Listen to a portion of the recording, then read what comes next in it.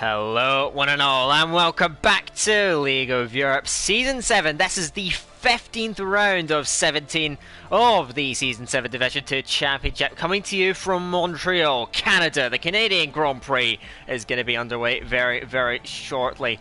First thing I do have to mention, we do just get a 13th driver, we are starting with a slightly reduced grid of just 13 cars for this race. Unfortunately, we are missing quite a few for the Canadian Grand Prix, but hopefully it's going to be a great show nevertheless. So with just about everything said and done for the intro then, it is myself, Daka, taking to the action as always in Division 2, and alongside me also as always is QVR Verstappen. Verstappen, how you doing, my friend?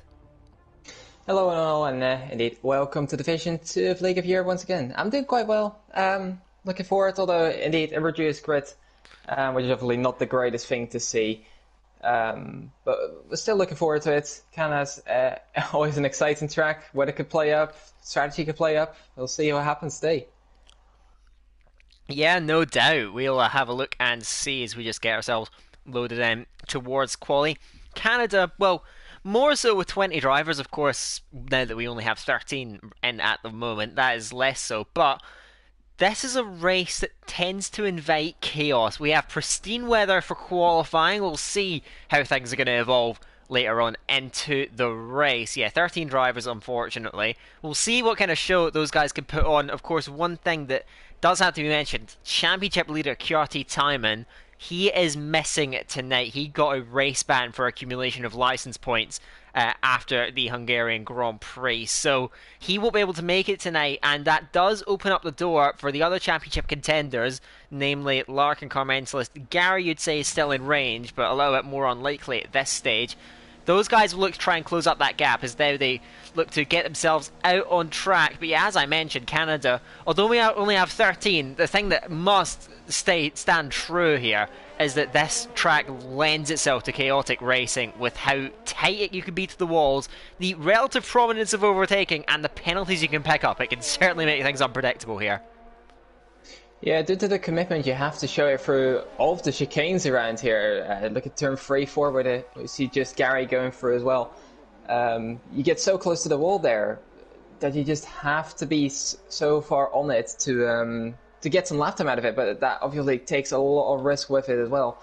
And it's gonna really hurt the drivers if they go a little bit too far into deep or get a bit of oversteer or whatever. Then it's very easy to pick up some wing damage.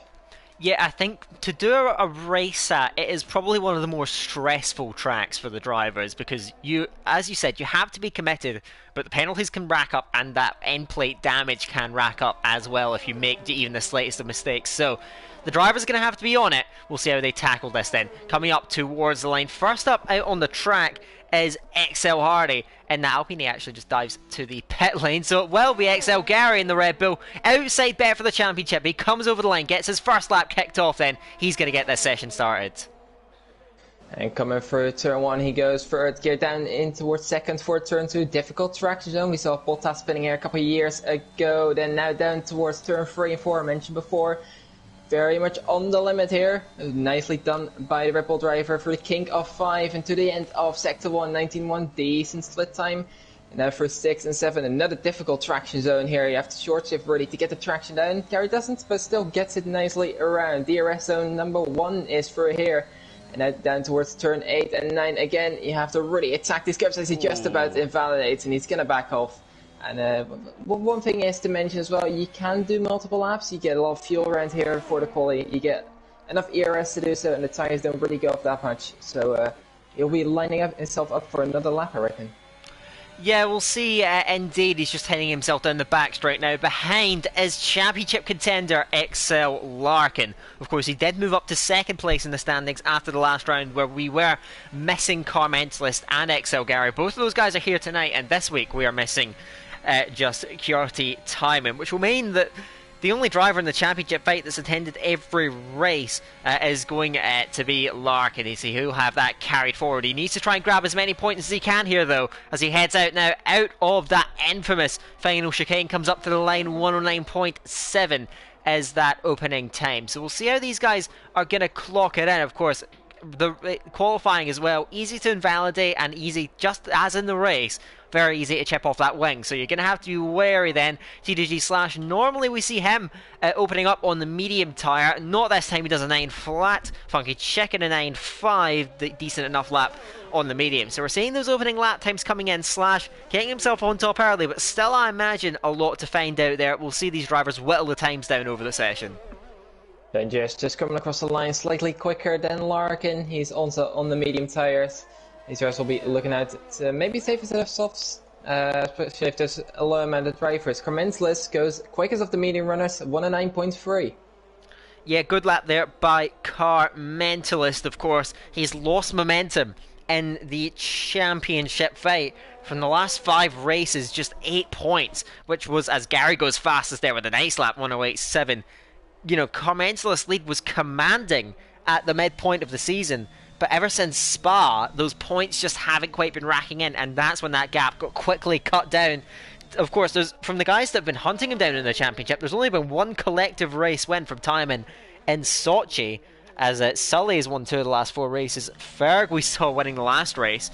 So the wins are coming from elsewhere. In fact, well, 2nd and 3rd in the championship still haven't won a race so far this season, and in fact, one stat that I find incredible, only 2 out of the top 7 in the championship at the moment have won a race, which is a frankly bonkers statistic at this stage in the season, 14 rounds in. So we're just seeing now that how that championship fight has evolved and how that qualifying session is currently evolving. Steve comes over the line, 109.9 is the time. So Gary, very strong lap then. Carmentalist also, I have to say, a very good lap on the mediums, but really at a track like Canada, these drivers, again, at essentially a street circuit with the walls nearby, you kind of have to build into the session. I wouldn't say any of these guys are going all out just yet. Yeah, I wouldn't reckon so. It's definitely a track where you need some momentum, you need confidence especially. And one man who we've been seeing doing a couple laps, maybe a couple invalid ones as well, is this Scream now. I saw him do the 109 flat on the invalidated on his last run, but he is now coming down towards turn 8 and 9. He still looks to be on a push lap as he just about validates again. So he's still struggling to finding that rhythm and to find those valid quick laps, but his sector time is basically identical to Gary, so one to watch out for. Yeah, 40.7 pretty much matching what Gary was doing through that point in the track. So the pace certainly there. TDG Slash did yet another lap on softs. He was just 300 slower than his current fastest lap. Larkin has gone out. Softs, Benji S following out of the pit. So we're getting those second runs underway shortly. Very fast-paced session at Canada with being such a short lap then, under 70 seconds in time. Obviously, this would be extremely chaotic if we had 20 cars, but because we only have 12 in the session at the moment, it does make things just a little bit easier for the drivers then, a little bit slower pace, more of a slow burner. But XL Larkin now, in that Alfa Romeo, coming through now, and I don't know if this is going to be his favourite track, but he's certainly looking now at an opportunity of getting his way back into contention in that championship. We'll see what he can do now as the Alfa, the sole Alfa Romeo for tonight, comes over the line, heading up towards turn number 1, getting onto those brakes. Third gear, holds it in third, down to second for turn 2, then up to third, short shift, widening and widening, apply that traction slowly. Now you're on your way up towards turns 3 and 4. Dab of brakes there, fourth gear, high speed chicane, doesn't quite nail the curbs again. You're not going all out, you'll see, at this early point in the session. Braking now to turn 6 and 7. Try and hold that curb then towards the inside. Again, tough traction zone. Gets onto that throttle pedal nicely. Heading up under the bridge towards turns 8 and 9. Very tricky section of the track then. Blind apex, just about managing to keep it well within the white lines. Larkin, I wouldn't say is going all out, as I said. You want to try and get a good lap on the boards. Of course, Larkin so far not a lap on the soft. He's looking to get that reference in now. Getting out of the hairpin at turn 10 now. Heading up towards that final chicane. DRS now wide open up to 8th gear, heading up to the highest speeds you'll see on the track, over 320 kilometers an hour. Onto the brakes again, and he nails it nicely through the inside. They can just cut that first part slightly, and Larkin actually backing off towards the line. And this makes me wonder, I don't know if you're thinking the same thing as me, Verstappen. Of course, only 2 of the people that are in the session will start outside the top 10 and get that advantage of the alternate strategy, which will be amplified by the smaller grid. I wonder if anyone is potentially thinking of running that strategy, because Larkin backing off near the end of the lap, it's something to keep an eye on, I think. I think that is definitely a thing to keep an eye on, and to note as well, if you look currently at the quickest times, only 3 guys have set their times at the front on softs, obviously Zedem as well, but that's not all too competitive. There's a whole lot of medium runners there. If they, and this is obviously a bit of a game of chicken, if they all do it, then it works. If someone decides to break it, then other people are going to break it as well.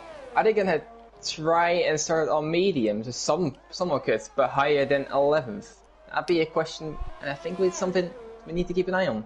That's a very good point. We'll see what they do. Carmentalist, of course, the highest of the medium runners at the moment, but he's a full half a second up, actually up on what Gary was doing to this part of the track. So at the moment, he's on for a provisional pole. We'll see if he follows through with that lap. Of course, Carmentalist, rarely a figure really at the high end of qualifying, but he's going to do all he can. Let's see, heading up towards that infamous final chicane. So we'll see how he navigates it then. He just validates actually on the exit, so unfortunately we won't get an answer to see whether he would have went through the line or not. He would have gone second with that lap, 108.836, just about half a tenth off of Gary. Matt Tibos is a tenth up on his lap, just about improves, goes third, 109.1. So these guys, those top 3, definitely 100% committed. That Scream is on a solid enough lap, they're 41 flat to the first 2 sectors, so he's heading out there on those soft compounded tires. Could, if he nails the final sector, get himself onto the front row, at least P3. So we'll see what he does then as he nails it through that final chicane, keeps it valid just about. Again, just keeping it out of that wall and exit. The Scream is to the line, and he does just about squeak into P3. So he's committed to the softs, goes over the grass there, and he entry towards turn 1, gets it stopped, turned in. If you look at now throughout the field, pretty much everyone, Zedem has actually gone back out on mediums after doing an initial soft run. Everyone else has gone out on soft, so we'll see if that prophecy that you came up with is actually going to come true. But I'm seeing a lot of guys then not completely committed. I think Funky Chicken, Gary, did you mention, is he going faster again down the track? He's just 3,000 slower over the line. Yeah, he was about a 10th up for the middle sector, but I think he just made a mistake on the exit of the final corner, and that just cost him just that little bit of time. I think TTG Slash is coming around now. He is just starting a lap, I think. Looking around, Funky Chicken is actually 3 tenths up. He's now on the soft swell, but he has also gone into the pits. Oh, it might be that game of chicken that you suggested. I feel like if one driver is, well, a couple more drivers at least were to set a competitive lap on softs, that could set them off. But right now, I mean, you've got Zerdaba's just set a very good lap on mediums, goes second out of the medium runners, and Carmentalist starting 5th with that sort of strategic flexibility would certainly be chuffed with that. So, but again, a lot of these guys just not fully committed, and again, the smaller grid changes the dynamics of this qualifying session significantly. So we're seeing that in play now as we continue to move along in the session. I think Slash, I know he's, I don't think he's on a flyer anyway, or is he? He's just getting himself out. Slash does look to be pushing, so we'll see. His second sector time didn't come up, but I think Slash is going on 1 here. So he is about 2.5 tenths off that pole position, and Gary very comfortable up at the front of the moment. TDG Slash, does he continue pushing on here? Yes, he does. Can he keep it valid? Yes, he can. He's right up against the wall, heading up to the line now. TDG Slash crosses the line, goes second, just about. He is P2, then improves that position though somewhat. Nathan JB is behind, going 4th, and Marnix now in the Ferrari on very short notice for this race goes 3rd. So now we're seeing a few soft runners. Carmentalist on the medium is pushed down to 7th, and the question is that going to be the deterrent? Do you think potentially a lot of these guys? Siever's on a very fast lap in the Aston Martin, then heading up towards that final chicane, up against the grass on the entry, turns it in, very cautious through the chicane, it must be said. Now coming up to the line now, RRTC crosses it and goes 3rd, 108.9. So now more and more drivers getting competitive laps in on those softs, and the medium runners, are they going to be forced potentially into committing, or maybe just vying for that poor man's pole position in P11, which Ben JS currently holds? He's up on his lap, so these strategic elements really coming into this, and is Ben JS on a very good lap then heading into the hairpin. Yeah, it does look like a very good lap for the Haas driver, just accelerating out of turn 10 then, and now gonna open up the DRS, and obviously It is a place to overtake, but you won't see any moves into the braking zone with this fast chicane coming up. There's just no way to do that. Now then, towards the fast chicane, he goes very quickly into the invalidating the exit. A bit too much commitment there, you could say, and yeah, just invalidates the lap. Still would have been a 9.3 with that wall tap even on the end there. Yeah, he stays in P11 for now. Nathan JB, I think, is still pushing on. Just looking around. No, he isn't. He is 19th down there. So, bit of a quiet point now as everyone is gearing up for the final runs. Yeah, all quiet for the moment then. I think I do see some movement in the pit lane. Gary is going to be first out, so he's going to lead them out. And of course, we know Gary, he is now all going for that pole position. His early lap hasn't been beaten, so far he seems to have a real edge on the field. Can he pull it together though? It is a difficult track to really nail a flyer, so we'll see how he can pull that off. Severlud is going for pole. We'll see what the strategies are going to be like further down the field. You see Larkin at P12 then.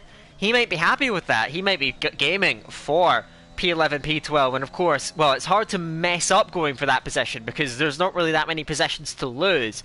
So he could be going for something different here. We will see. We're now seeing a lot of guys going out for those outlaps. Gary, of course, will be first to really get things kicked off for those final runs. So the Red Bull man will get things started, and of course, as a Frenchman in the championship, he's gunning for pole. If he wants to commit to a full-on going gung-ho strategy, pole position is vital. We'll see how he gets on as he comes nearer to the start of his flying lap. Yeah, let's see if he can improve in his lap. I think he's got the pace to do so. If he can nail the lap together is another question to be asked. Is he tearing up now down towards the finish line and towards turn 1? Obviously, you get your braking right. It's very difficult to do there. And he does do that quite nicely for turn 2. Traction zone once again. See if he can get it nicely done. Yes, it does look like that. And now down towards turn 3. Brake at about 50 and fly it in through turn 4. Down towards turn 5, obviously easily flat, and he is about a 10th up. It's looking like a good lap so far for the Irishman. Through 6 and 7, looks very committed, and DRS is open once again. Now down towards turn 8, you want to avoid that entry wall, and you want to kind of use the track still after that wall, and he does that quite nicely. It is very committed from the Irishman. This could be on for a mid 108, if not better. 10th up, looking quite good. Downshifting down towards first gear and upshifting back up to get the traction. Might get a tow here from Zuidema here, his teammate. And down towards the chicane. Let's see if this is looking like a good tow. Yes, it is. Very good tow from Zuidema given to Gary. And now down towards the final chicane. Just 1 moment he's got to go. Can he nail this up? For 13 and 14, he keeps it nicely. DRS is open. And this should be an improvement of his pole position time. A 108.6. That'll be one to beat. Yeah, the marker has been laid down, but Slash also very quick to the first sector. We'll see what the rest of the grid has to offer. Carmentalist on softs, continuing to push on. Gets a bit of a scruffy exit though from the hairpin. Now Gary's pole position margin just over 0.2 of a second at this present moment. Ariel Carmentalist leading medium runner at the moment. Then he did a good lap on those mediums. He can certainly find some time as he runs it through the chicane nice and clean. Heading up to the line is Ariel Carmentalist, committed all the way through, goes second. Ariel Carmentalist on to the professional front row. Crucially, at this late stage, who's going to be next to step up to the plate? It's Slash now, who's just over 1/10 of a second up, but loses time in that final sector. Remains third fastest then. Monix is on a cracking lap. 40.7 through the first 2 sectors, crosses the line, goes fourth. 108.9, just couldn't quite find time in that last sector then. Mercedes over the line, that's Funky checking, just getting one kicked off, then invalidated the first run. That Scream is third. 108.7, fractionally shy of Carmentalist's time. Who else is there? Zuidema, who's 2/10 up, crossed the line, but he backs off. He's looking for those mediums then. Who's next? Larkin. He is going to go out. He's on mediums. He's not looking to get higher up the order. Nathan last over the line. So now it is all steam ahead to see who can crack the top of the timesheets. And Matt Tebos is absolutely flying. going. 40.6 of the first 2 sectors, but he doesn't have that toe. Down the main straight, what can he find from the final chicane? He's going to get himself onto the brakes, turn it in, takes too much curb on the inside, and that's going to be it.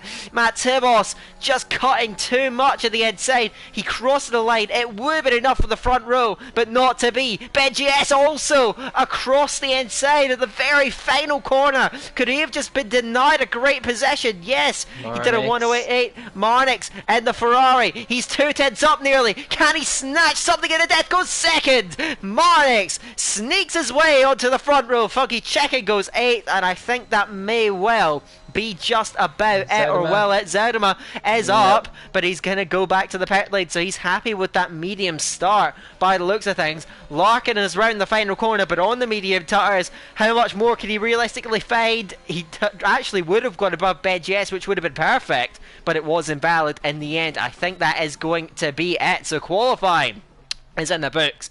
And Gary, well, from pretty much start to finish, topping that session, very close, just about a 1/10 of a second covering the top 4, but Gary holds on to it. Marnix, considering he joined the lobby about 5 seconds before he readied up, quite remarkable he's put that car on the front row, but Gary critically takes that pole position and he is all set for the Grand Prix, all set up then for him.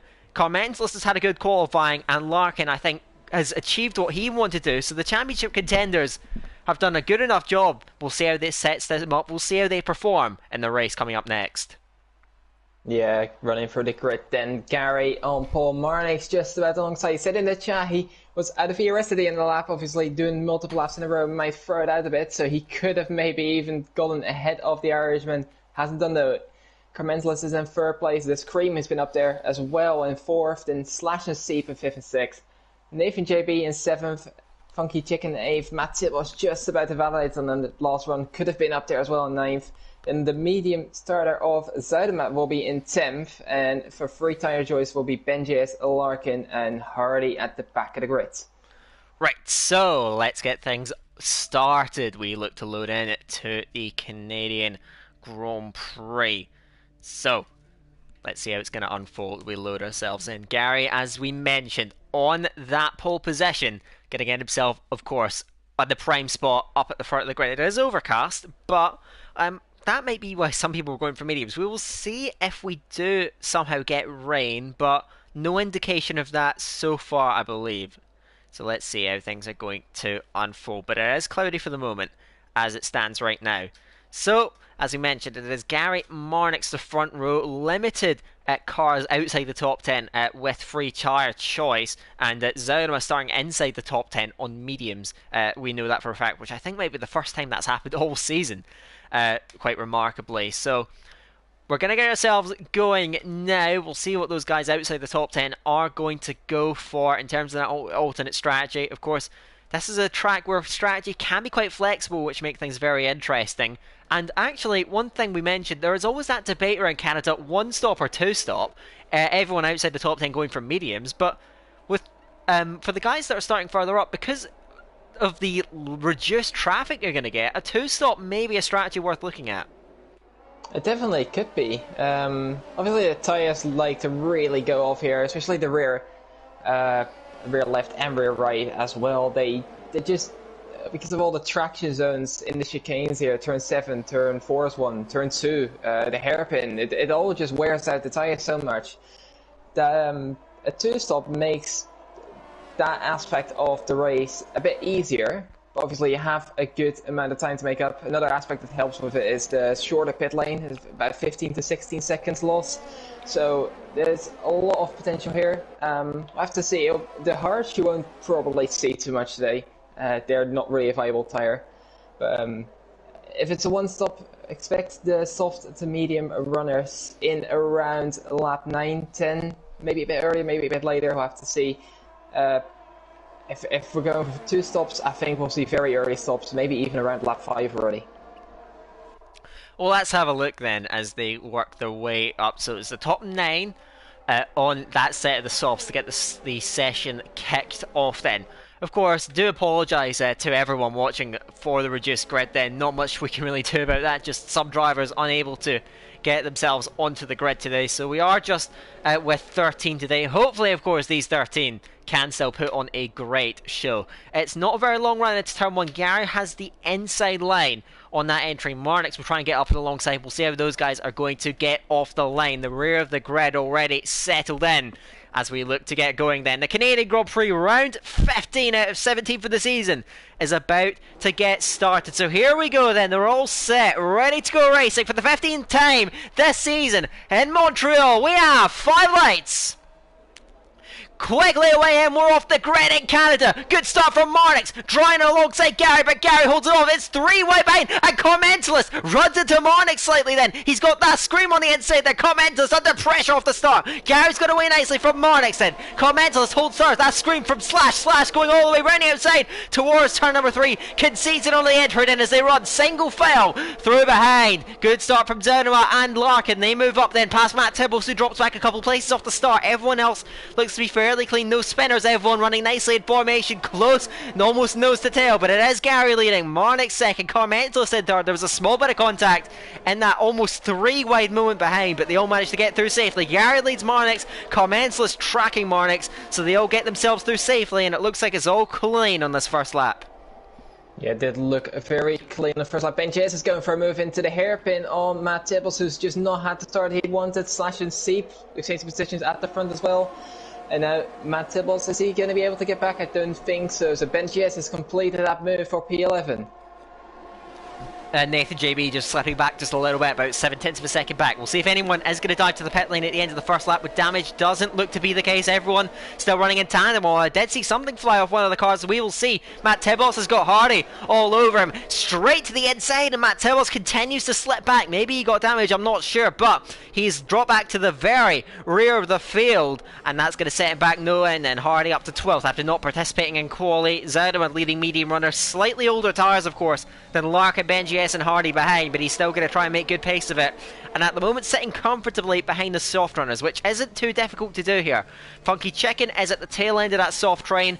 Everyone looks fairly comfortable in terms of race pace. Nathan JB is the only one that's seemingly not on the back of the other car, but of course, one thing to mention, Gary, usually someone that struggles for pace in the opening lap. He's the one controlling the pace, and quite seemingly no one struggling, no one really stretched to keep up with it.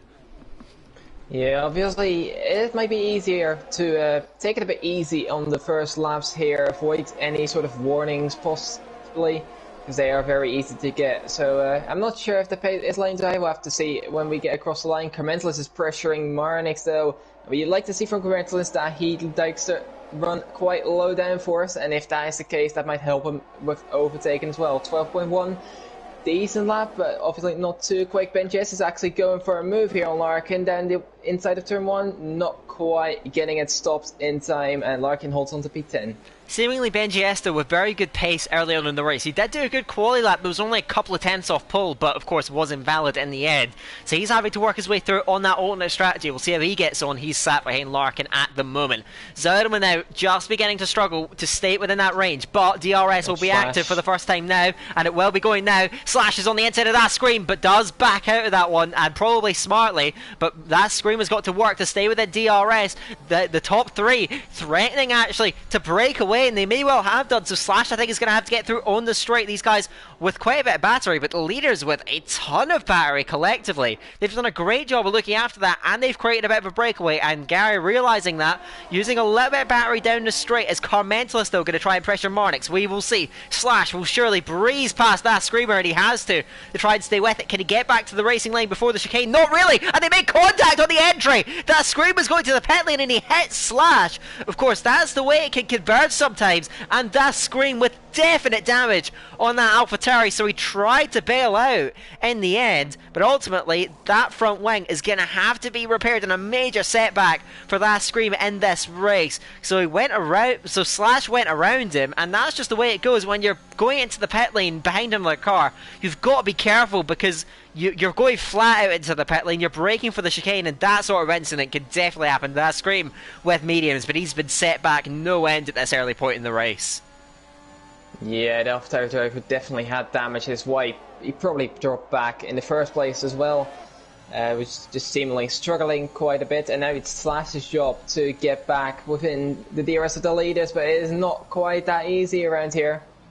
You have to really be committed on to the chicanes here, and that could cost you quite a bit of time as well, and quite a bit of warnings and penalties like that as well. He's on 1.2 seconds away from Carmentelis, who looks to be the most comfortable in this group at the moment, sitting on basically 2/10 of Marnix the entire lap through. Just be one to watch out for. I think he's got a lot of pace in him. Yeah, he sat very close to Marnix's rear wing, and Marnix just drawing a little bit closer to Gary. Carmentelis comfortably has the most ERS out of the trade as well. Slash at P4 is running very low, so any attempts at trying to get back in range going to be very difficultly done. Seeb, though, does have quite a lot of battery, so does Nathan JB, so Seeb maybe can go on the offensive.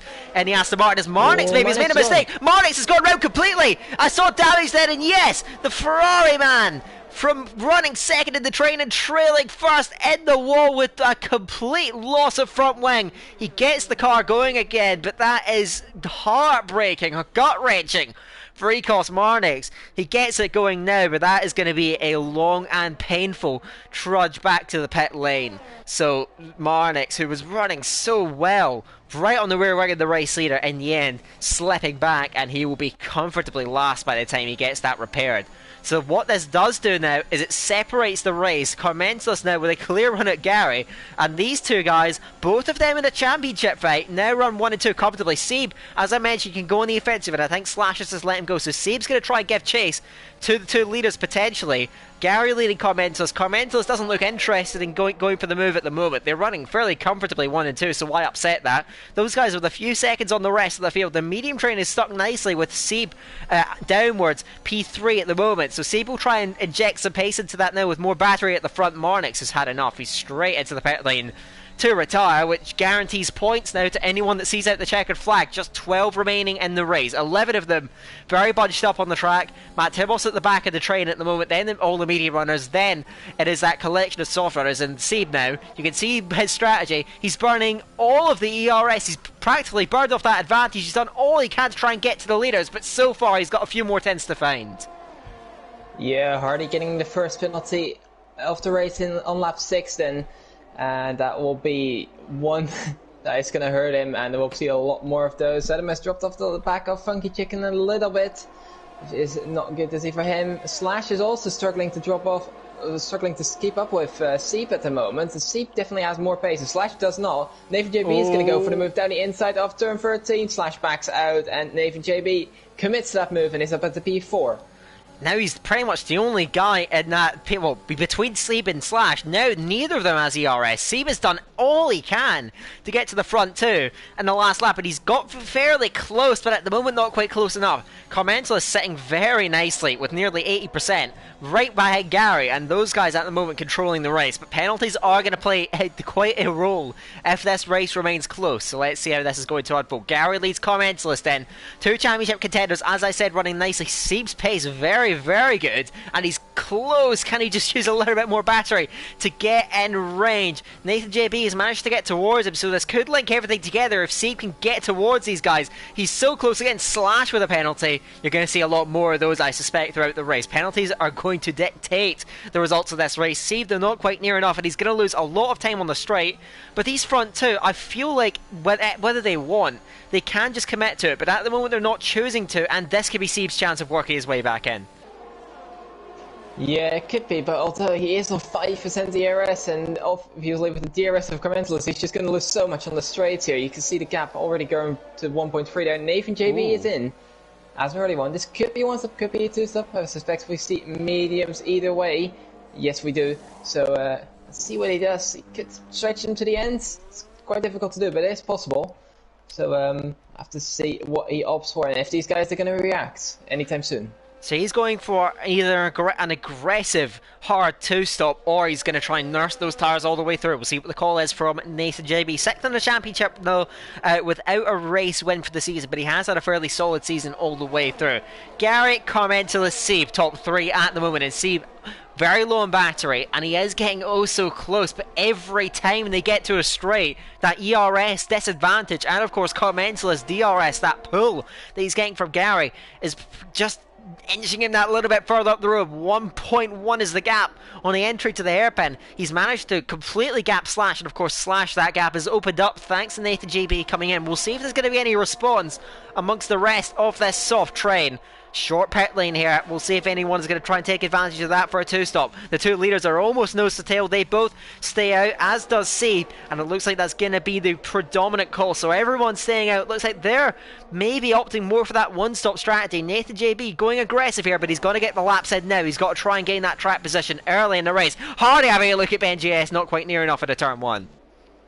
I'm thinking now this Hardy is on about 20% ERS being at the back of the train. So he's definitely not having a fun time at the moment. In the meantime, Carmentelis has built up so much ERS, 90%. He's almost on a full tank coming into turn 6 and 7 in. As I just see Funky Chicken D-syncing. I don't know if that's the same thing for you. He's still on track, so it is just a timing glitch for now. Let's hope that sorts itself out. Yeah, in the meantime, Carmentelis is just looking so comfortable. Gary as well, he's keeping up the pace fairly nicely. Obviously, being at the front of the train, he can't save any ERS. But it's still remaining on 50%, which is quite decent so far. And yeah, let's see if they decide to react. At this point, the softs will really be going off. And it'll be very difficult to maintain some decent pace on those tyres now. And I think Gary, could he be going in this lap? Yep. Yes, he is. Carmentelis stays out for one more, and he has the ERS to push that as he almost loses on the exit there. Seep has gone into the pit. He got a 5-second pin, and Slash and Matt Tibbles responds as well. Matt Tibbles as well. That's going to double stack him behind Slash. Alt call, to say the least, there. Mediums for all of these guys, I reckon. Does look like that. And let's see what Gary comes out as compared to Nathan JB. Yeah, of course, Gary. Well, Nathan JB has managed to try to grab that undercut. He's coming down the main straight now. It's going to be fairly close, but I think Gary is just about going to edge it. Yes, he does. So Gary out just in front, but Nathan JB's done a good job, and actually he could squeeze in front of Carmentelis with how much those softs are going off. So this could be very interesting, and Gary is pushing. You can see he's going to try and get out of range early, and he's about 8 tenths to Nathan JB at the moment. Funky Chicken is disconnected, and I think the warning signs were there, unfortunately. So that we'll see if he can get back in, but ultimately certainly not the way he wanted that race to be going at this stage. Gary, Nathan JB, and it actually does allow Steve to get a bit of DRS assistance. Nathan JB though with a penalty, and we're seeing the more experienced drivers maybe shining here, not picking up those penalties at the early stage in the race. Carmentelis surely coming in, yes he does, but as he left himself get hung out to dry, BenGS, Larkin, they're queuing up behind Zoudaba. That will become the fight for the lead out on track. Gary is pushed. Nathan JB has drained his battery. He's got absolutely nothing left. We'll see what he can do. He's pushed with everything he has on that outlap, but we'll see where Carmentelis is going to re-emerge. Of course, he's had to stay out longer than these guys, and I think he may pay for it. We will see. He's going to get up to speed now on the off the pit limiter. We'll see where he emerges then. Carmentelis comes back out onto the track, and he's just in front of Seeb, so that overcut certainly hurting him, and he has to slip back. And with Nathan JB so low on battery and struggling, Carmentelis with a ton of battery, nearly full, he's got to get on with it now. He's got the fresher tyres. He can charge up. Nathan JB is struggling to stay with Gary's pace at the front. He's just about dropping out now. He may just get that DRS assistance now, but he may be on the fringes of it, and Carmentelis has to get on with it. He has the push. He will not, I'm sure, be allowing Gary to get away. Gary, though, will push with all he has. He's still got about 40%. Carmentelis, though, will try and give chase, and Nathan JB, I don't think is going to have DRS on the main straight, so Carmentelis could be going on the attack here. I think he definitely will. He sees that red flashing light on the back of the McLaren, and he'll want to get past there as soon as he can be. Nathan JB does get a good exit, it has to be said.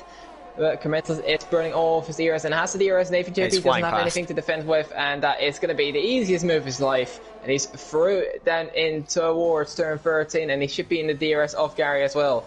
And it remains the same, but Nathan JB and Seep are now within the DRS of these two. With older tyres and very, very little ERS, is still going to struggle, I imagine, to match the pace of the top two. Carmentelis is still going to work. He won't want to be 8 tenths behind. He wants to be 4 tenths behind. And the Gary nearly dropping him there. So still the danger is there for Carmentelis, and he's still pushing. He's had to use quite a lot. Slash now.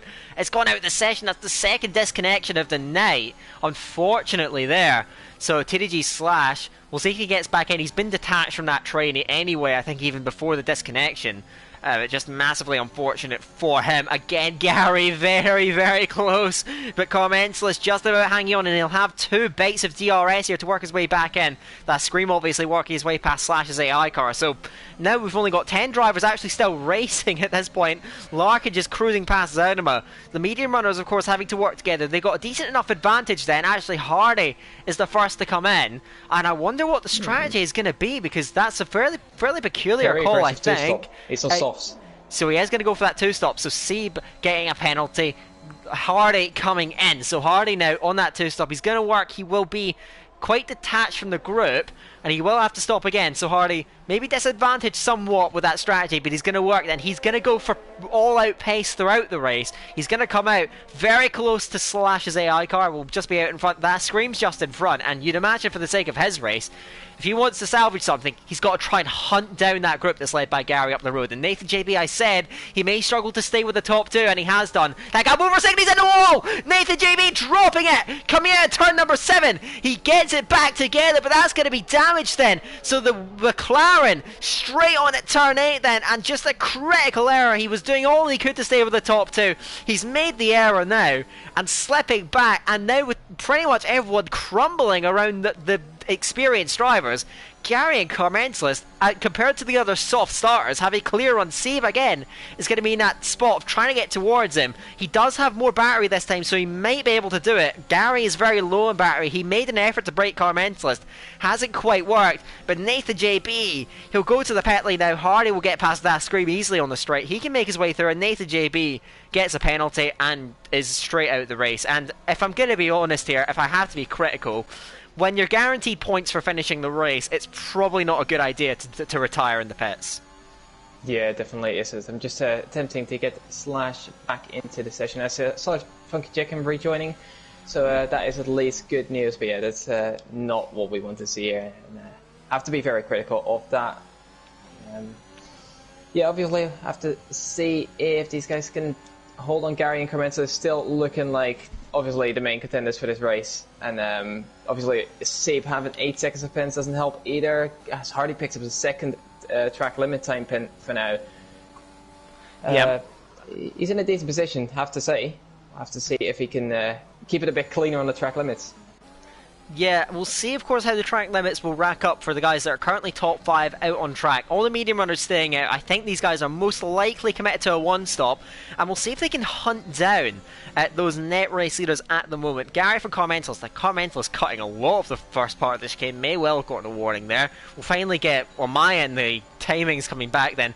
Commensalist still just tracking Gary. He is not interested in the slightest. He's not that high on battery either, so I think he's going to want to try and save that. So we're getting, again, pretty much a high-speed game of chess between the two, with Seb trying to break in there, but of course with a stop and go and a track limits penalty. Not looking so good for them. So really, you have to say, with that Scream far detached, the only real threats, it seems, to Gary and Commensalist are those alt-strat runners, and you have to say, with the reduced traffic, you can't rule those guys out of the race in the slightest. Yeah. It's going to be interesting to see if they can bring up the pace to get back to these guys. Obviously, they're almost a pit stop down, but these guys will be on very old tires at the end of the race, Gary and Commensalist guys.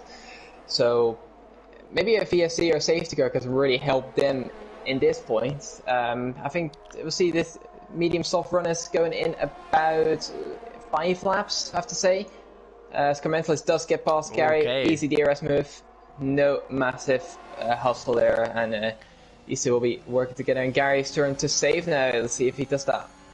Yeah, Commensalist, I'm going to be interested to see if he uses here, as Seb is still trying to track these guys. I kept staying steady, and he has burned off a lot of that extra battery advantage that he had over these two. He's now just slightly lower than both of them. Nathan JB backing out of the session. So I'm not sure, has Slash just about managed to get back in control? Funky Chicken is back into control of his car. Gary gets a penalty. So that now very much changes the dynamic of the front of this race. XL Gary time penalty. We'll see if Commensalist can keep it clean over the course of the race. But that is a major moment on what could be the fight for the race win. And what this also does then, Larkin, Zounama, BedGS. Now we're not even halfway through the race. It could all change. But those guys, all clean at the moment. Certainly Larkin and Zounama are renowned for rarely ever getting time penalties, and because of that, Gary, all of a sudden, much more vulnerable, much more susceptible to a potential charge at the end of the race from those guys, as Zerno is going to pull past Larkin on the straight, going to the race lead. So these guys all staying out. They will be staying out for some time more, and you'd have to say Carmentalist and Gary may well be catching these guys either way, as now BenGS is looking at Larkin down the inside of that turn one, and Larkin's just going to let that one go. So Larkin 2 places down, as now Gary down the inside of Carmentalist, and these guys now are going wheel to wheel. Not much space given on the inside, and now they charge out of turn 2, almost coming together on the exit, side by side, and Gary gets through. Carmentalist lets it go, and I think frustration there for Gary. The penalty was given, and now he's got to get on with it then, but I don't think he can break Carmentalist. It might just have allowed Seabed, or has it? Yes, he will get just a bite of DRS. Can he use it to stay with these guys? He may well be in this on track, but with 8 seconds of penalties, Carmentalist though, I don't think he's going to be too annoyed at that, because his focus now has to be simply on not focusing on staying with Gary, and more so keep it within between those white lines where he needs to, and trying to avoid those penalties. But both these guys catching the leaders rapidly, and that's not out of the question. They could be with them well before they're going to that pit lane. It could definitely be in 2 seconds only, and knowing Gary, to be honest, that move was out of pure annoyance. He's trying to, as Ben just gets a penalty up front as well. But that move is maybe, he's seeing he has a penalty himself, Carmentalist does not. Is he trying to put him off and trying to maybe frustrate Carmentalist as well? It's a bit of game of chess, but advanced chess, as there is some history between these two guys. It'll be interesting to see how this unfolds. Still half the race to go. Gary has burned off quite a bit of battery. He was pretty much even with Carmentalist when he got past him. Now he's down to about 15% on that. Seb has just missed DRS, I think, by the smallest of margins. Yes, he will not get that advantage. Carmentalist has a bit of room to get up towards Gary. Didn't get the best run heading through turn 6 and 7, so Seb might have a chance of getting within it. It's just been a constant battle for the Aston Martin, man. Has he just grabbed it? I think he just about has managed to do that, so Seb is still hanging on in there. Now, though, these guys catching a leader. Zerno's pace at the front, though, very encouraging. He's nearly dropped BenGS, and these guys all pretty good on battery, except for Larkin. Larkin's struggling a little bit more, so Zerno, you have to say, with the penalty for BenGS as well, looking very, very strong at this stage in the race.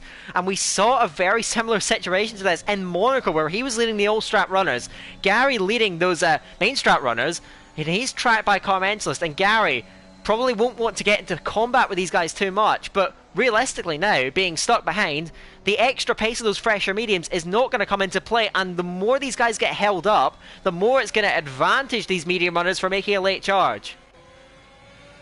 I have to see, and obviously Sedema is one that's going to help Gary here as well. Obviously Gary's still in the title fight, and Sedema will know that, and he might be able to help him. He's been pushing with his ERS quite a bit. I've been looking around his ERS for the last couple of laps. He's burned about 30 to 40%. He'll be pitting soon as well, so maybe he's just trying to stretch out this bit a little bit so that Gary can get past a bit easier and doesn't get held up too much. I have to see if there's any team strategy played into it further on. Gary could be pushing, I imagine, to try and get a car between himself and Carmentalist.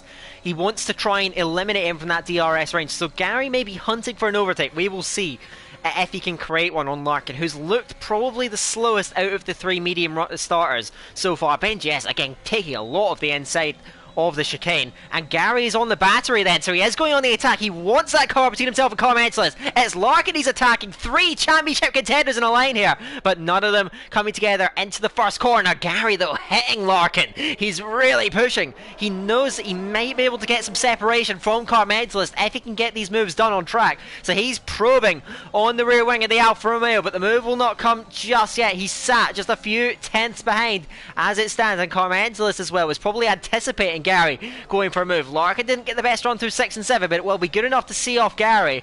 These guys now stacking up again behind Zerno. BenGS has a lot of battery to use, so he could may well try and take the front of this. We'll see at the moment. Carmental's now getting up towards Gary, and he can maybe get opportunistic here. He sat behind Gary, but Gary responding to that. We'll see that or will he? Carmental's looking inside, but he's not going to send one. Save nearly into the back of the Alpine.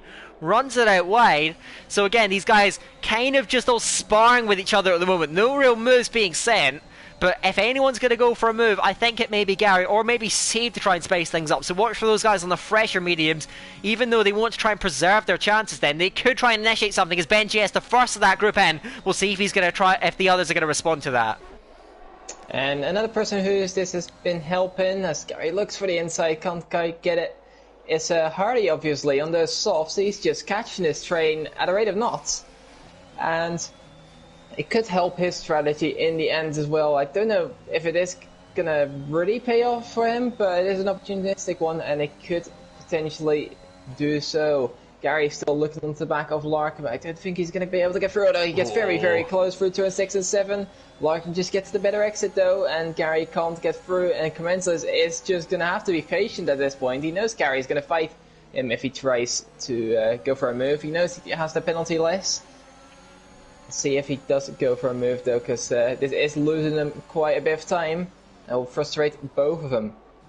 Yeah, and of course, this can only be helping BenGS, who's went for that undercut, because he's going to have massively more pace than these guys at this stage in the race. He does have a penalty, but I think coming in early was the right call. Those tyres will drop off a cliff near the end of the race, but he may just be able to make that work. We will see. Are there going to be any response pit stops from Larkin and Zedema? The answer is no, but Larkin runs wide, and Gary gets up and alongside. This can be crucial. He draws alongside Larkin, and Larkin's not going to let it go. They're side by side towards turn 1. Gary sends it on the brakes, down the inside, but Larkin resisting, holds it round the outside. They're rubbing wheels. Gary run out wide. Can he get up and alongside and through towards turn 3? Larkin defending it, doesn't give him much space, and Gary running away. Commensalist with a penalty, and now Commensalist is attacking Gary now. The Alpine on the Red Bull doesn't go for the move. Now a penalty for Commensalist. Playing field levelled against Gary, and he's getting a run on Gary to the inside. Gary low on battery, but he will just about be able to hold him off, heading towards turn 8. Now this throws a spanner in the works. Now both these guys with penalties. Hardy with another penalty. He's just caught this train so quickly, and that's going to be a representation of BenGS's pace, who's going to come towards them even faster. Larkin now with a mistake. Gary was resisted, but Commensalist, the penalty, does give the Red Bull more of a chance, but Commensalist is attacking. He's on his rear wing. I think he will bide his time though. He's still sitting right up behind him. We'll see if these guys at the front are going to come in, but with now penalties for both the top two, it does open doors for the big. Commensalist is in. Unbelievable strategy call. Commensalist comes in, and to be honest, I struggle to see why. Does he not think those stars can make it to the end? I have no clue. I have to see what he goes for. Obviously, he's going to go into the softs. Does he think he can make up a pit stop? Be very interesting to see if he can. That's a peculiar strategy, because obviously BenGS is pitted. He is wildly ahead of him. Yep. But look how far he is. It's about 5 seconds, if not more, because just coming out of the pits, you'll be about 5.5 seconds. BenGS is in a good position here, because Larkin refuses to pit. Zedema, I think, is refusing to pit as well. This is very interesting. Let's see how this plays out in terms of strategy then. Zedema, Larkin still staying out. Gary, Sieb and Hardy all getting held up. Hardy we know will have to pit again. Commensalist, has he made himself vulnerable, or is he thinking this through? Does he not that maybe his entire goal, his focus, is around trying to beat Gary? Maybe he didn't think he could beat Gary in a straight fight. We will see. He wants to try and get it done through strategy. What are these leaders going to do? Zedema and Larkin have been thrust into a great position here. Zedema to the pit lane, Larkin to the pit lane. So they're both in. Larkin much more committed into the pit lane entry than Zedema. Hardy will follow them in. So possessions gained. BenGS is going to be thrust into a great position here with 3 cars in the pits, and undoubtedly will be jumping them all. Commensalist is going to have to work his way. No, he won't have to get past Matt Tibos. Matt Tibos is in the pit lane as well. So it will be a slew of soft runners chasing down Gary and Sieb. It might be enough actually for these guys. Where is Zedema gonna come out? He's gonna be close to Commensalist. Where's Commensalist gonna be in relation? They're both gonna be out in front. Zedema and Larkin, they've got around. No, sorry, I'm completely wrong. I was looking at the wrong Alpine. Commensalist is out in front of both of them, but penalty for Commensalist. No penalty for Zedema or Larkin. They can use that to their advantage if they can stick with him. They have fresher tyres as well. So now the question is, Gary and Sieb are isolated out then. BenGS, Commensalist, Zedema, Larkin and Hardy all looking to hunt them down. My oh my, this race has just been blown wide open here. Gary and Sieb, can they stretch that advantage to the end of the race? I think the prime position is here for BenGS if he can maintain that pace. He's been looking quite good so far. Here's But now Seeb. he's going to do it himself. Seeb is going for the overtake now on Gary, and he is up into the lead. Obviously, he has that 5-second pin. Gary is trying to get back at him, and Seeb obviously had a little bit of a moment there, and it is just holding them both up quite a bit. Commensalist looks to be slightly quicker, so we see Hardy looking for a move and Larkin in behind. I don't think there's going to be a move on there though, and he is pushing with ERS to try and get by. Commensalist fastest lap of the race, 1:10.6. Hardy going for the move, down the inside of Larkin. That is way too late and sends himself spinning, and he is now losing a lot of time, and that is his chance of maybe a podium position, even though with the added lot of penalties, it's gone and dusted. Yeah, Hardy just... Yeah, you can't go for a move from distance at the turn one unless the other car is incredibly forgiving, and Larkin not so much. He shuts the door, but in my opinion fairly so. So Hardy, he actually does stay in the same position. Now he's going to have to try and make sure he's got 12 seconds of penalties. That screen behind him, Matt Tebos can have a much better chance of results here. Now on fresh tyres, trying to work his way back through. I must say, Carmental's pace so far is phenomenal. He's chewing away at the gap to BenGS, and he's got out of penalty range of Zoudema. He has used a lot of battery, but his raw pace, his raw speed, has certainly thrust himself back into contention here. Seeb and Gary, they have a good advantage though. We'll see if they can hold on to it. The mediums will be shot by the end of the race, but so will the softs, especially for BenGS. And another fastest lap for Carmentalist, 10.6. My oh my, the former championship leader is putting on a show here. Again, that gap, he's so much quicker than BenGS, and of course, by turn, much quicker than the top two. We said it was a peculiar strategy call for Carmentalist, but the pace he has, Matt Tibbles going even quicker than behind, just fractionally up on that fastest lap. He's pushing like no tomorrow. Can Carmentalist complete this? He has to catch about 10 seconds to Gary. Is it going to be enough? He has to catch just over a second per lap on average. Can he do it? He looks to be chewing away at the gap of BenGS and of Gary as well, as they all get very close to the wall for turn 9. And yeah, it'd be interesting to see. Gary, obviously, even if they get to him, he still has the advantage that Seeb is here as well. You can use him if he gets back past. He can have a car in between there, or he can have the DRS to defend with as well. So there is an opportunity there as Larkin does get past Zoudema then for P5 on the track. And these guys are still in it as well. Obviously, they get the freshest tyres out of these guys. Doesn't seem to have the best pace, as that is definitely left to Carmentalist. He does another 10.9, and that is very quick pace at the moment. He is within 2 seconds of BenGS now. BenGS not that much quicker than the leaders, it must be said, less than a second a lap. Hardy has gone to the pit lane, so maybe he's picked up damage then, of course, with that collision with Larkin perhaps. He does go in, of course, it will be another set of softs. Yes, a wing fix, and yeah, it was looking, again, he did have penalties, but on track, it was looking like a great drive from Hardy, but in the end, hasn't quite worked out for him. Now the gap starts to come down even further, but Carmentalist is low on battery, he's given it all. Larkin, of course, his job, try and get within 3 seconds. Zoudema's pace doesn't seem fast enough at this stage. He was only about a second and a half behind Carmentalist at the point where he came out, have fresher tyres, but ultimately just hasn't got them going, and he's slipped back. So now Larkin will try and get to Carmentalist, but Carmentalist is still flying. At this rate, he's going to catch the leaders. 7.5. You'd see how that gap just continues to come down and down. Seeb with Gary behind him, all these guys are quite low on battery, they're pushing, and now Carmentalist has used his battery reserves. He's up behind BenGS now, he's pushed and he's pushed and he's put phenomenal lap times down, but without the battery, can he keep this charge going? But you're very incredible, yeah, he's chewed away as the gap. I said last time, I think a lap and a half ago was about 10 seconds, it's now about 7. So he is completely getting that gap down, and if he can maintain it and get the overtake done on track, he wins his race. But obviously easier said than done.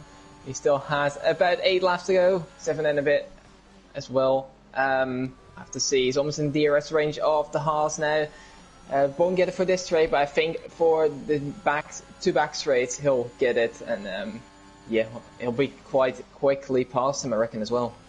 He was fractionally, I think he was 1,000th of a second outside of DRS, heading down the short spurt between turns 7 and 8. He will have it now, though, and of course, he'll want to get on with it as soon as he can. He has caught BenGS at such a rate. BenGS's tyres seemingly not quite underneath him. Larkin now is matching Carmentelis' pace, so Carmentelis can't afford to get held up too much, because Larkin, of course, without a penalty, and he's broken Zaunuma nearly. Zaunuma just about hanging on to that DRS. How is Carmentelis going to approach this then? He's oh so close. He gets a great run through the chicane, but a bit of oversteer on the exit. He's using all the battery he can, drawing nearer and nearer to BenGS. Pulls to the inside towards turn 1. He's got to be committed here, and he is. Carmentelis to P number 3 on the road. Critical move on BenGS. Now he can push up towards him. He's coming. That gap is coming down at about 2 seconds a lap at this point. He's extraordinarily quick. Can he keep this going? He's getting up towards these guys. See Gary, all these guys will be down on tyres by the end of the race, but it was crucial for Carmentelis to get it done quickly, and he's got past BenGS without losing much time at all. One advantage that Gary does have, he is sitting behind Seep and he's saving ERS now. Yeah. As I said, he burns a little bit there. Hardy goes for the fast lap of the race. I guess that is some sort of consolidation for the Alpine driver. 1 at 9.7. I don't think that could be beaten unless someone else at the very end of the race might go for it. So, but yeah, Gary is able to save some ERS, although he does go for the move now on Seep and does look to get past quite easily. Seep not putting up that much of a fight, and he's now the one to sit behind and for Carmentelis to catch. It's not taking that much this lap, the Alpine. About half a second, maybe a second towards the end of the lap. It just gets a better run out of turn 14. 4.5 seconds with 6 laps to go. Carmentelis' pace just dropping into the mid-11s then, so he's not quite at the speed that he once was, but he is still catching those leaders hand over fist even at this stage. It may come down to the last few laps. Gary will do all he can. He's still got nearly 40% battery, so he can try and use that now. As the mediums go off, he's got to try and inspire himself, push himself on, and he's doing just that. XL Gary trying to forge ahead now at this late stage in the race, and what will be an absolutely critical race win for him then. Seep, of course, with penalties are going to set him back. BenGS is doing all he can to stick with Carmentelis, and so far, he's just about managing it. It's still at least a second a lap. Carmentelis' pace advantage over the front too. The gap comes down and down, but is it coming down quick enough? Certainly he can get onto the rear wing of Seep, but Seep is protecting Gary, probably unintentionally, but it is certainly helping Gary out, and I think it was a good move to get past Seep. Will Seep try and counter-attack though later on? Gary has some battery to keep him at bay for the moment then. Still, Carmentelis, 1.5 seconds or so on this lap. The lap time in 11.2, a bit quicker on this lap. He's pushing his way forward, doing all he can. Seep up behind Gary. We're inside the last 5 laps now. It seems as though Carmentelis will get onto the rear wing in just about 3 or so laps. Will give himself a few laps to get this done. Maybe it will be at the on lap 33, which give him 2 laps to get through. But against 2 cars that have more ERS, despite the pace advantage, Carmentelis can certainly catch these guys, but getting past them is certainly another task in itself. Definitely is. It's a very similar situation, obviously, now with 2 cars that have won. That we saw, for example, at France last year in real life, between Verstappen and Hamilton, and the other way around is Spain as well. So there's definitely some similarities to those things, and we know how those ended as well. The car in the quicker tyre got through, but let's see if Carmentelis can replicate that now. 2 seconds is the gap to IRT Seep. Can he get it through? IRT Seep is just sitting behind, stirring up his DRS, and he is not looking to get past the Irishman so far. Maybe then towards turn 1 he will.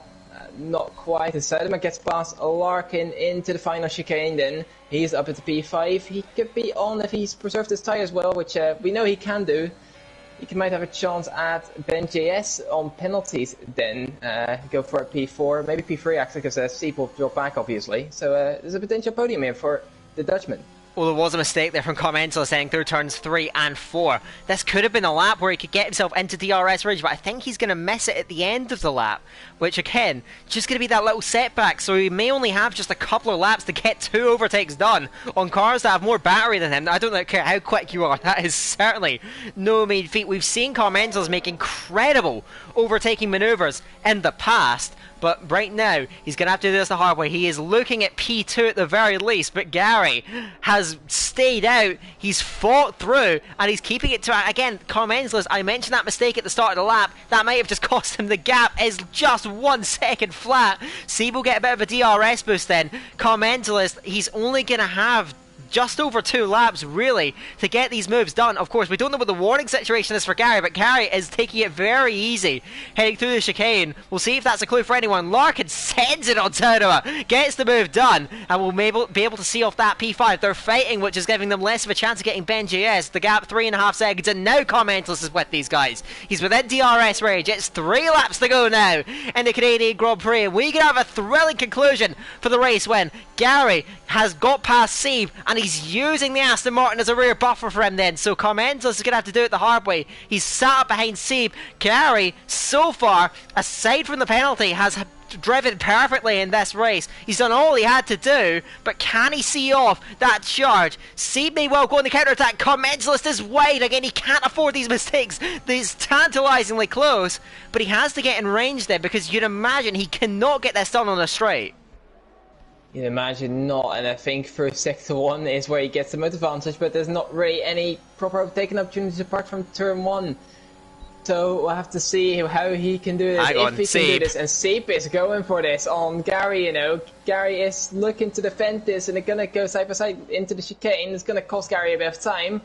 Seb doesn't get the best exit either, and he's caught up behind. They're all draining their ERS. 2 laps to go. Seb holds on to the lead. Carmenzalis looking towards the inside. Not quite. He's not quite close enough. We saw Hardy do it earlier on. Didn't quite work. Now he has to find a way through in the fresh softs, and Gary's really struggling on traction there out of turn number 2. Can he hold on? Doesn't look like it's going to be very easy for the Red Bull, as Carmenzalis also gets a bit of oversteer. Both of these sides. He's gone for it! He goes. Oh, Gary doesn't give him much space, but Carmenzalis doesn't run into him. Very nice racing between the two, and Gary sees off the first attacking move from Ariel Carmenzalis. He's about 3/4 of a second behind Seb. He cannot allow himself to get out of DRS range. Carmenzalis is going to throw absolutely everything but the kitchen sink at the Red Bull driver, and he's going again from distance. Carmenzalis down the inside, they make contact, and it's going to be side by side on the straight. The traction with Carmenzalis, and now it's a drag race. 2 wheels on the grass for the Alpine then, and he's got a nose in front. And Gary, they make contact down the straight. Unbelievable stuff, but Carmenzalis has the inside line. Can he see it through? Gary sends it outside, and they're wheel banging through the chicane. Somehow they stay, and Carmenzalis gets through. Wow, that was phenomenal. But now he's out of DRS, so now Seb may be out of range, and Carmenzalis will work to get his way back in, but Gary is slipping back. Can he stay with the man in front? This could also bring Zaunuma into range. Watch Zaunuma, without that penalty, still working his way back in. Carmenzalis at the moment does not quite have DRS, but Gary is struggling at this late stage. And could his teammate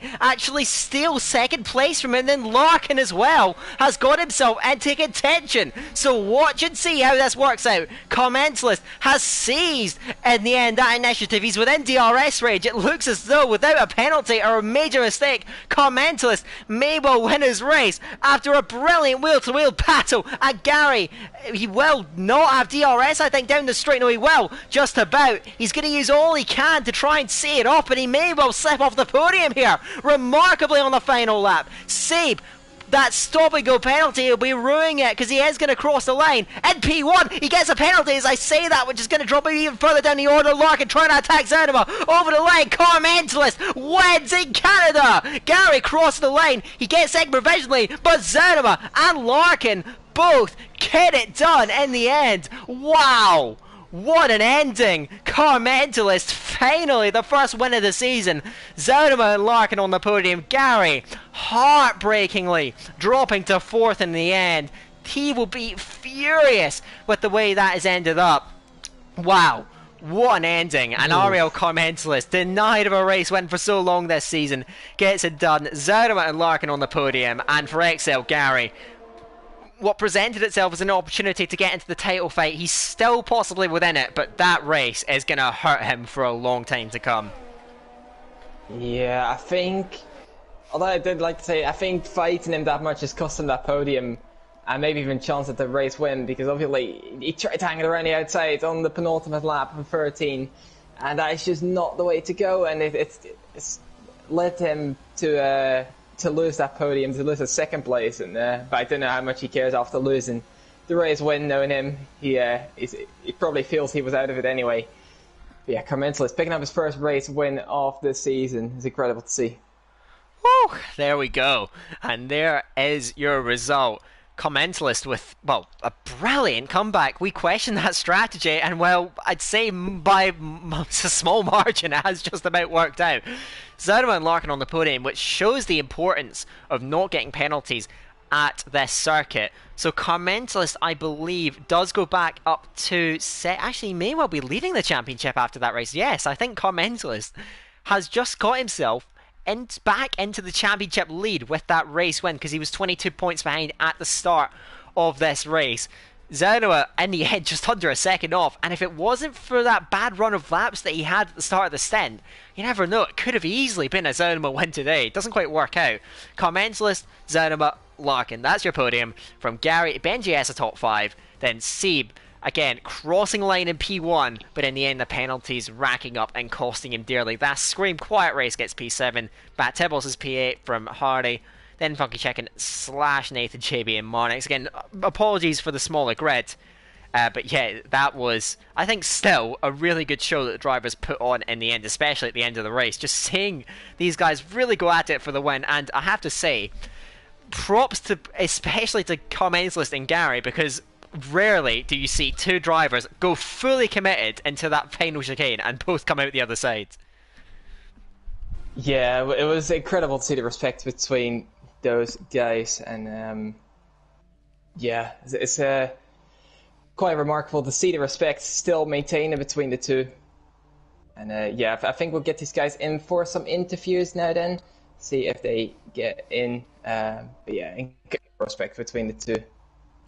Yeah, I can't wait to talk about that battle then at the end, because yeah, that was quite something. And also, Larkin and Zaruma just picking up the pieces, as both drivers so often do. I mean, they had great pace throughout the race as well, but really just taking advantage of all the penalties and that last lap battling. And you know, I do have to feel for Gary though, because a lap and a half to go and he was looking at a race win, and in the end falls to P4. But that is how things can go sometimes in LOE Division 2 in the end. So hopefully we can get these guys all in for their interviews. Of course, I know that F1 qualifying is on right now, so I can respect it if these guys don't want to get in, but I think they should be happy enough to get themselves in anyway. So we'll see how that's going to unfold.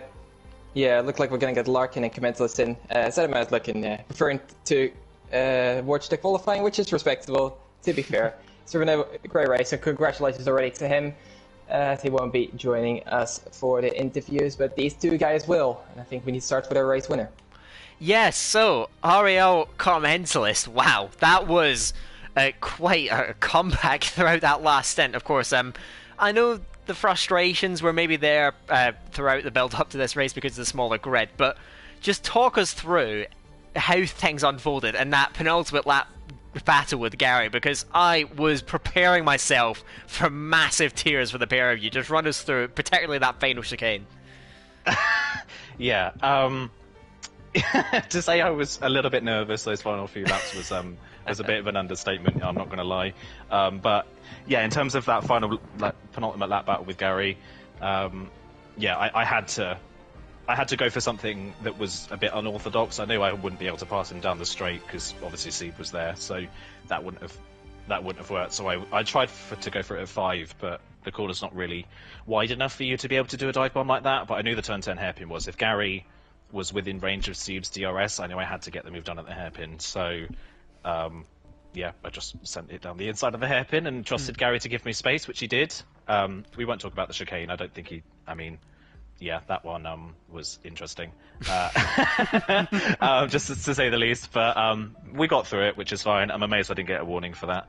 But yeah, we got through it, and yeah, crazy stressful end to the race. Yeah, one thing I actually had my heart in my mouth, the very last corner of the race, Seeb picked up a penalty, and I was wondering if it was you as you were just heading through the chicane. Wasn't in the end, but I guess just on that strategy call, I think in particular, because we were expecting you and Gary to stay out together with Seeb and just stretch it all the way to the end of the race. Were you planning, was that two-stop something that was premeditated? Was that always what you were going to go for? Because in the end it did work, but there certainly wasn't much in it. It wasn't premeditated, no. The plan was I was going to stay out and do the one-stop, but I then saw Gary struggle to get past Larkin, and then have a bit of contact, and then I got the penalty, and I thought if I stay out, I'm just going to be a sitting duck, and I'd rather attack than be a sitting duck around this track. And I saw that in the previous stint, Hardy obviously pitted early trying to do the two-stop, and he managed to gain a full pit stop on us in like 12 laps, I think. And that was with us fighting still, so and not on terribly warm tyres. So I knew that the softs were powerful. I didn't know they were that powerful until Hardy did it. And then I saw Ben pit, and Ben was immediately past. I think he came out behind Scream or Matt Tibos or something, and was immediately past and gone from them like within half a lap. So I thought, yeah, I can't sit around. If I just sit around behind Gary and Seeb, I'm just going to start fighting with them, and then Larkin and Zaldimer will catch us, and they don't have any penalties at all. So I just won't have anything to fight with. So yeah, I decided just kind of last minute to pit that lap, and was hoping that Zaldimer and Larkin wouldn't come in, and they didn't. So that played nicely into my hands. Yeah, it seemed as though everything just fell into place for you right at the end of that race. And according to an anonymous source, and actually my own calculations as well, you are now back in the championship lead after, well, it's ruined slightly by the fact that you have a race win now, but we'll gloss over that. Of course, now, just 2 rounds to go. It's a slender lead, and there are 6 points covering the top 3 in the championship. That's you, Tymon, and Larkin. What are the thoughts going forward then? Brazil and Abu Dhabi, how do you see that unfolding?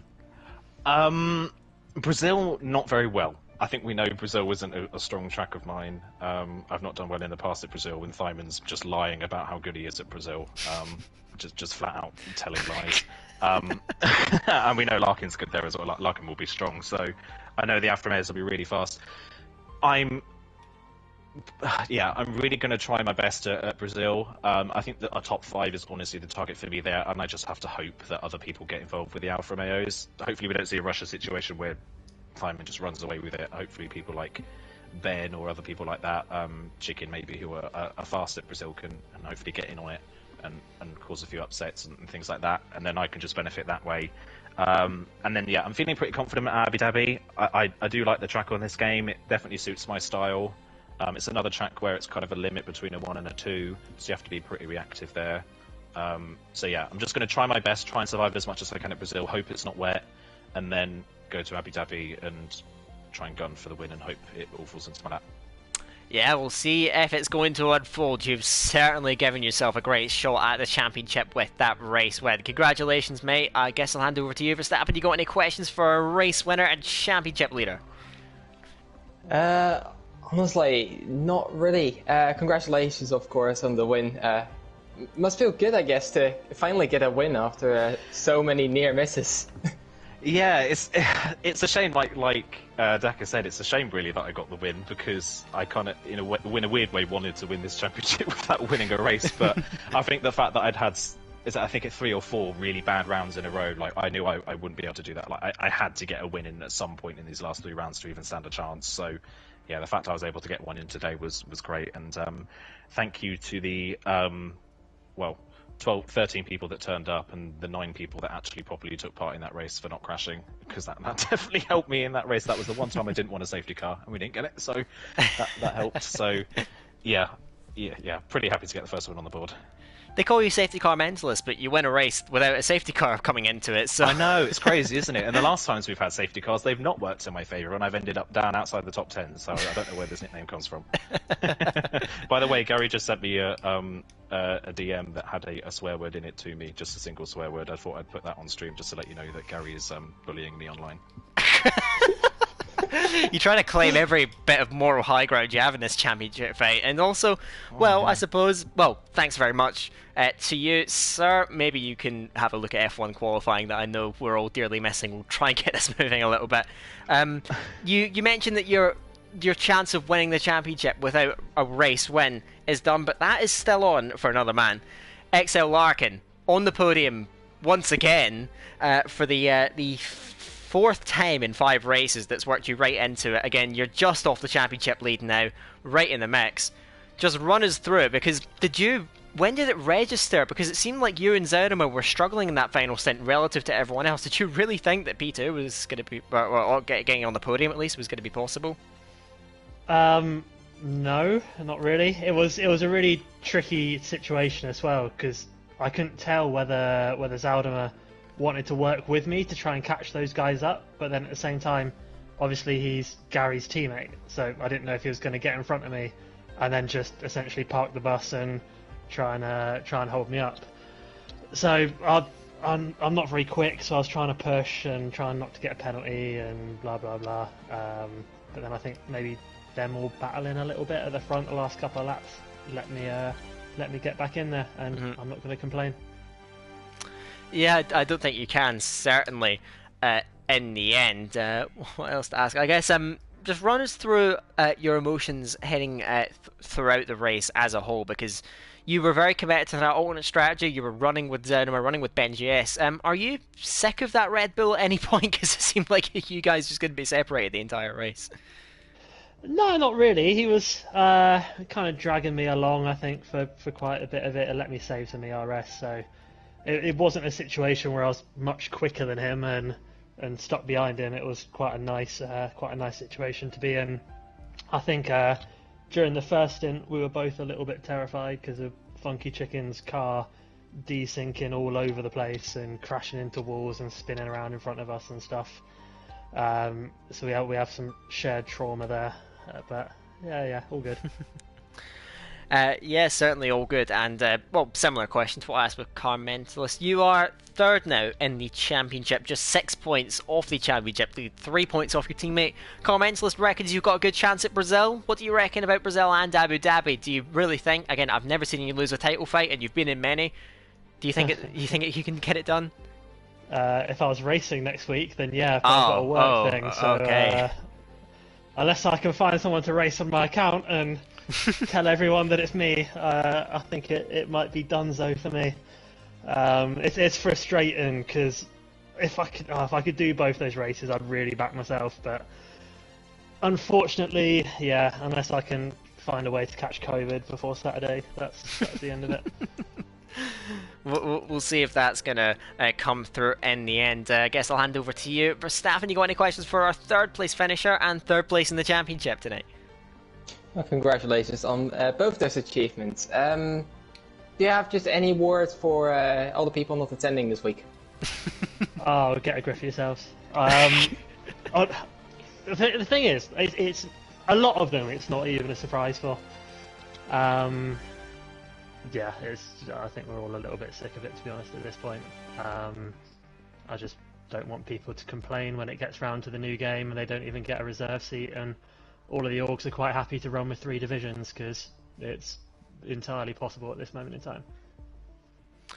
Well, I guess we've got a bit of an insight into what the future of the league can look like. We will see as we come towards the end of this game cycle. Only 2 races left on F1 2021 for LOE. In the mainline F1 games, there may be some other small championships set up. We will see. But I think for round 15 of the season, again, I have to be a bit disappointed with the attendance. We'll see if it picks up for those last 2 rounds. We'll have a look at that. But I think that's going to be just about it for tonight. So, as always, thank you all very much for tuning into the stream. Just 2 races to go. Be sure not to miss them in this back and forth Division 2 title fight. But with everything just about said and done for tonight, from myself and Verstappen, it is goodbye for now, and until next time, we'll see you later.